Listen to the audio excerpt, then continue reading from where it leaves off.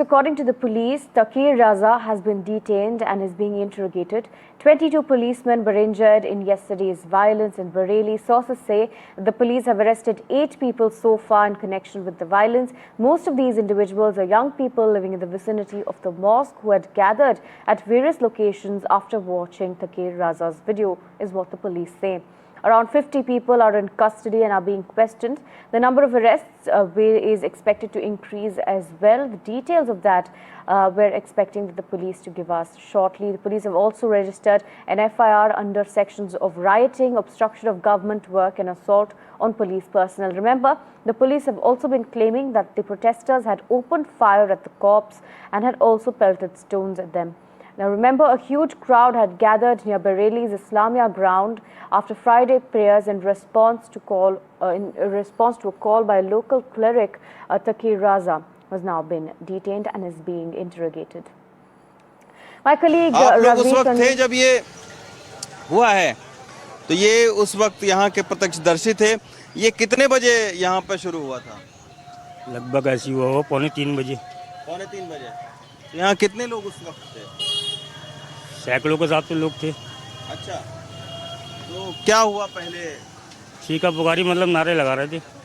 अच्छा, फिर आगे बढ़ने की कोशिश कर रहे थे तो पुलिस ने लाठीचार्ज करा। तो कल क्यों माहौल बिगड़ गया था? तो कोई ऐसा माहौल नहीं बिगड़ा था, आराम से शांतिपूर्ण प्रदर्शन हो रहा था। अब अचानक पता नहीं क्या हुआ, एकदम अचानक से भगदड़ मच गई। अच्छा, तो कुछ लोग घायल भी हुए होंगे? बहुत लोग घायल हुए हैं सर, किसी का सर फटा, किसी का पैर पे चोट लगी है, चोट बहुत आई है। अच्छा, छोटे छोटे बच्चों के खास तौर पे चोट आई है।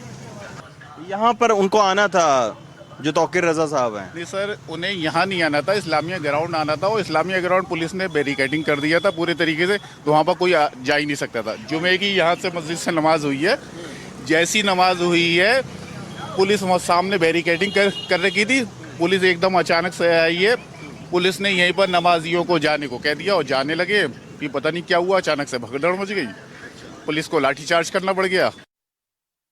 The controversy around I Love Muhammad poster that erupted from Kanpur in Uttar Pradesh has reached Bareilly.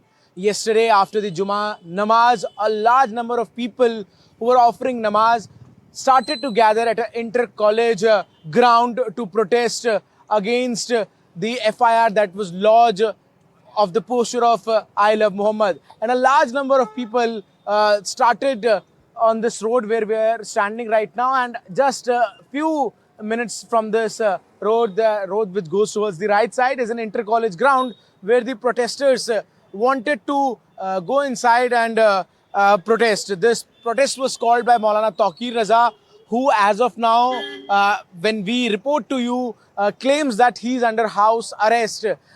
On ground, I can show you the visuals that a large number of police personnel are being deployed at all the major points in the city. Apart from this, PAC has also been deployed.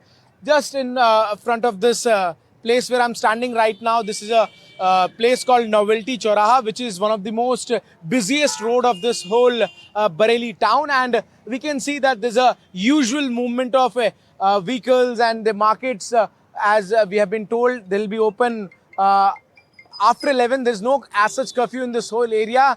And what I can see from ground zero is that the condition is pretty much under law and order. The Chief Minister has said that strict action should be taken against all those who try to take law and order in their hand.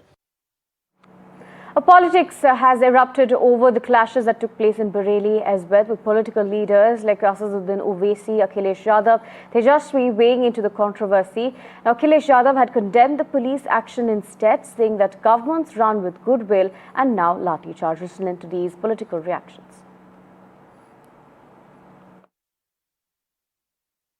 देखिए, हिंसा भड़काने में Bhajpa number 1 है। UP से जब खबर आती इसी तरह की खबरें आती, नफरत की, तकरार की, जहर, कभी पढ़ाई की, दवाई की, कमाई की, सिंचाई की, उद्योग की, धंधे की बात हम क्यों नहीं करते? इससे नुकसान किसको है? यूपी को है, देश को है। ये बहुत सेंसिटिव इशू है, दोनों बहुत सेंसिटिव है। हमें आपको ये देखना चाहिए इसकी जड़ में कौन है, उस विषय पे हमें कुछ नहीं बोलना। हालांकि धर्म में एक दूसरे के प्रति अगर आई लव यू कहने लगे तो सब मामले खत्म हो जाएंगे। हम लोग हिंसा के पक्षधर लोग नहीं हैं और बीजेपी के लोगों को भी हिंसा के लिए बढ़ावा नहीं देना चाहिए लोगों को। अगर मैं एक पोस्टर बनाता हूं आई लव मनोरंजन भारती, कोई केस होगा मुझ पे? नहीं होगा, नहीं होगा। और अगर मैं बनाऊं तो क्यों बनाऊंगा? क्योंकि मेरे दोस्त हैं आप। जब लव इस्तेमाल हो रहा है उसमें प्रॉब्लम क्या है बताइए? अब क्या हमको पूछ के लिखना पड़ेगा कि हम लव लिखें ना लिखें? आर्टिकल 25 है या कचरे के डब्बे में चला गया? देखिए, यूपी में कानून व्यवस्था बहुत नियंत्रण में थी, बहुत अच्छा शासन चल रहा है यूपी में। देखिए, उत्तर प्रदेश की हमारी योगी सरकार हर जाति धर्म मजहब के सम्मान की रक्षा के लिए पूरी ईमानदारी के साथ खड़ी है। सभी जाति धर्म मजहब के लोग उत्तर प्रदेश में बराबरी के साथ आगे बढ़े, इस चीज़ों को सुनिश्चित करती है हमारी योगी सरकार ग्राउंड लेवल पे। और कहीं भी अगर कोई किसी को समस्या कोई बात है तो हम सब लोकतांत्रिक तरीके से अपनी बातों को रखें। के द्वारा इसमें लोगों को मोबिलाइज कोई अगर किसी को किसी भी धर्म के लोगों को अगर गलत दिशा में मोटिवेट करता है कोई भी व्यक्ति, उसके खिलाफ कानूनी कार्रवाई की जाएगी।